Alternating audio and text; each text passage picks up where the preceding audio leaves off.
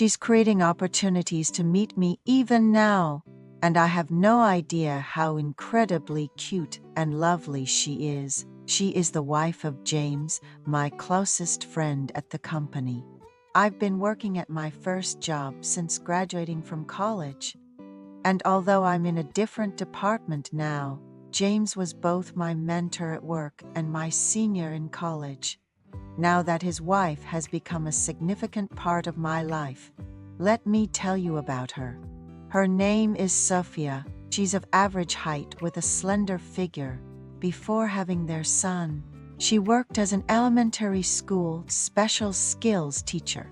Sophia has a gentle and kind way of speaking that makes everyone around her feel at ease. Our company is small, so we often have dinners with other departments. After one such dinner, we ended up at a karaoke bar, and James got so drunk we had to catch a taxi to his place. By the time we arrived, James had sobered up and called his wife to say he was bringing a colleague home and asked if we could have a drink together. I told James to rest at home, but he insisted on not sending me away without expressing his gratitude. When we arrived at James' apartment, I met his wife, Sophia, who is 3 years older than him. They got married right after James started his job. Sophia is 4 years older than me, the most beautiful woman with the best skin I've ever seen. It's so inspiring how James, having such a pretty and kind wife, makes me respect him even more. Sophia greeted me with a kind voice. It was late at night after a company dinner, and although she might have been upset with her husband for bringing a colleague home so late, she didn't say a single harsh word to him in front of me. Seeing Sophia uphold her husband's dignity made me want to find a woman like her and start a family someday. That night, we had cookies and wine that Sophia had prepared. It turns out, despite her innocent appearance, Sophia loves to drink. She was happy that her husband had asked to prepare some drinks, saying she was already thinking about having some. James couldn't stop bragging about his wife. Since she only works part-time, she spends a lot of time at home, and lately, she's been taking an interest in household management, even doing a complete cleanup. She told me that since I'm close with her husband, I should just call if I ever want to have a drink, and she'll prepare something if possible. I was always envious of my colleague James, who had a beautiful and kind-hearted wife. James, generous as he was, often invited me over to his house once a month, insisting that instead of staying home alone, we should spend some quality time together. So, I found myself bringing beer or desserts to James's place, making those visits a highlight of my month. I lived just a 15-minute walk from James's house. Since my parents lived in the countryside, I rented a place in the city, and having James in the same neighborhood meant we often commuted together. One snowy day, having forgotten my wallet, I couldn't buy an umbrella and ended up walking in the heavy snow. James called his wife, Sophia, saying, "Let's build a snowman. I'm with William, bring some gloves."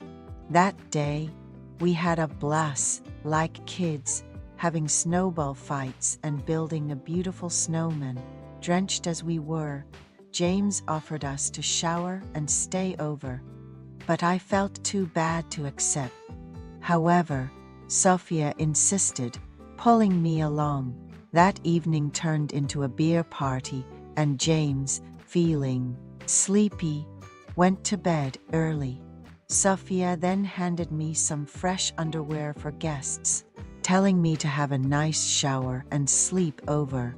After my shower, Sophia remarked, "You have a better physique than my husband. Whoever ends up being William's wife is going to be very lucky."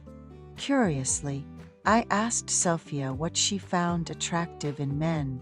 to which she replied that I was a good listener and had a great sense of humor.